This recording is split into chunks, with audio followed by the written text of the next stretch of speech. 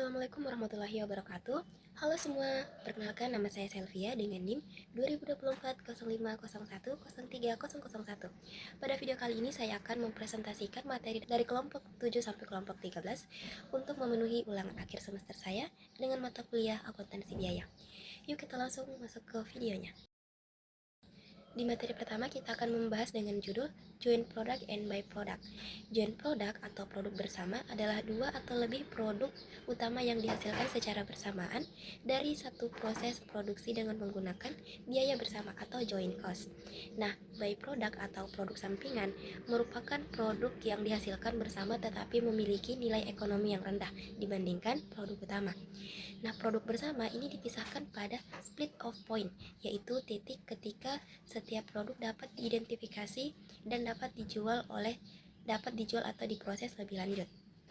Nah, kemudian tujuan alokasi biaya bersama adalah menentukan harga pokok produksi, menilai persediaan, menyusun laporan keuangan, dan membantu pengambilan keputusan manajemen. Nah, metode alokasi biaya bersama terdiri dari 4, yaitu pertama metode penjualan relatif, metode unik fisik, metode biaya satuan rata-rata, metode rata-rata tertimbang, dan produk sampingan dapat dicatat tanpa alokasi biaya bersama atau menggunakan referral cost method. Baiklah, kita masuk pada pembahasan yang kedua, yaitu dengan judul Just in Time Costing atau biasa dengan disingkat JIT. JIT Costing merupakan sistem akuntansi biaya yang digunakan pada perusahaan yang telah menerapkan sistem produksi just in time, berbeda dengan sistem konvensional. Just in Time Costing tidak mencatat biaya pada setiap tahapan produksi, tetapi membebankan biaya di akhir proses ketika produk telah selesai dibuat. Oleh karena itu, sistem ini disebut dengan breakfast costing. Penerapan sistem ini membuat proses pencatatan menjadi lebih sederhana karena work in process atau barang dalam proses dapat diminimalkan.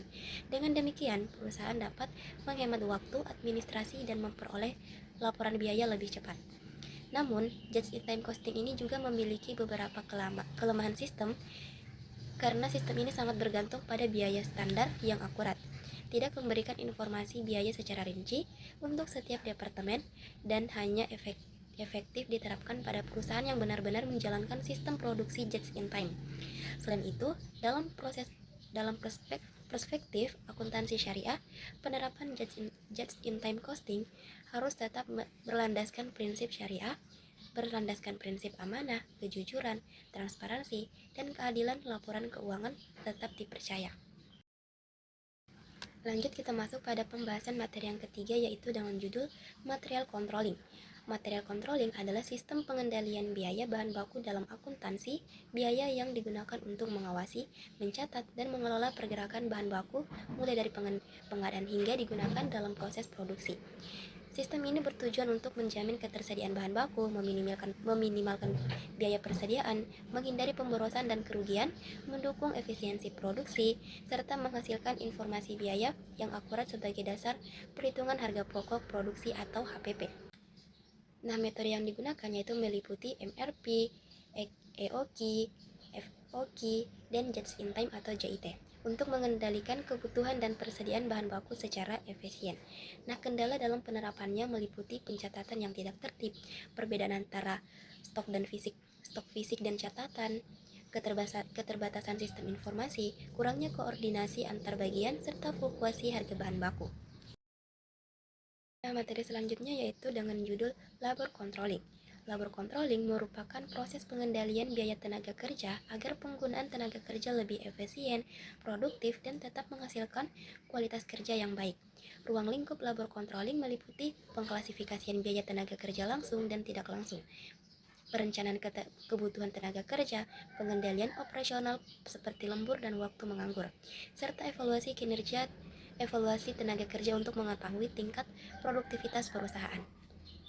Dalam mengukur keberhasilan, terdapat 3 indikator utama, yaitu labor control untuk mengendalikan biaya tenaga kerja, productivity control untuk mengukur produktivitas karyawan, dan manpower planning control untuk memastikan jumlah tenaga kerja sesuai dengan kebutuhan perusahaan.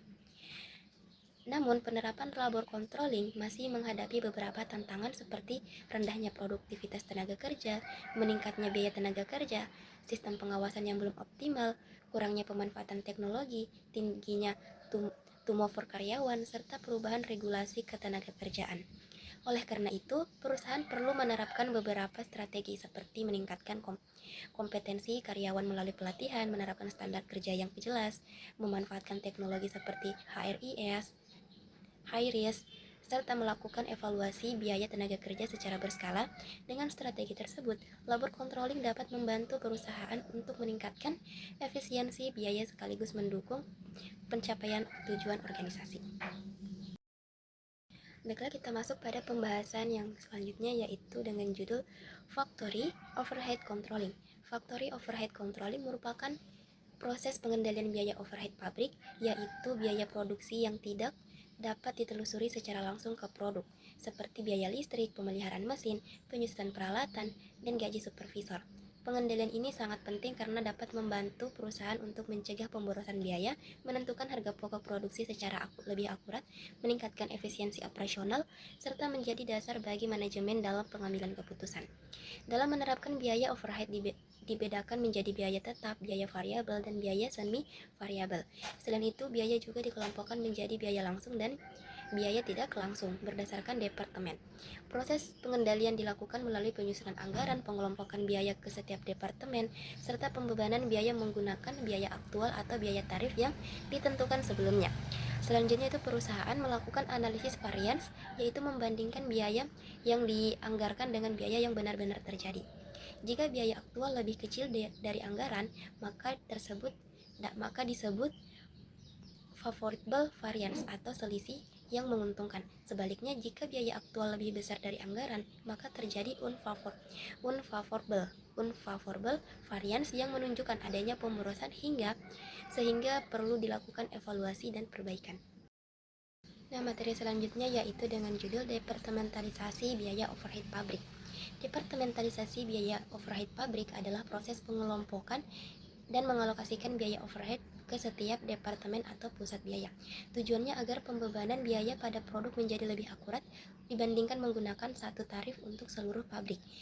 Penerapan departementalisasi memiliki beberapa tujuan, yaitu menentukan harga pokok produksi secara lebih tepat, meningkatkan pengendalian biaya, serta menyediakan informasi yang dapat digunakan manajemen dalam pengambilan keputusan.